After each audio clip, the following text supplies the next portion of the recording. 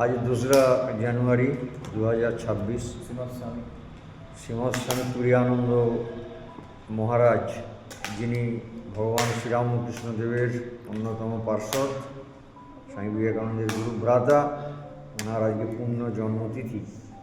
সেই উপলক্ষে আজকে ব্যারাকপুর রামকৃষ্ণ বিবেকানন্দ মিশনের জয়রামবাটি শাখায় নরনারায়ণ মন্দিরে দুস্থ বালক বালিকাদের 19 জনকে একটু সেবা করা হলো।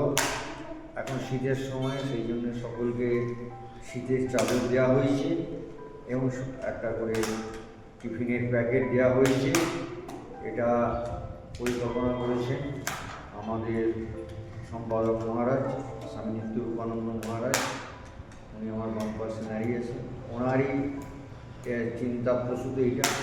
এবং সকলকে যেভাবে ঈশ্বরকে যেভাবে আমরা পুজো করি, ঠিক একইভাবে জীবন্ত ভগবান জ্ঞানে ওদিকে মালা চন্দন পরিয়ে ঠিক সেইভাবে মন্ত্র পাঠ করি। আজকে আমাদের এই পুজো হলো। जय श्री गुरु महाराज की जय, जय महामाई की जय।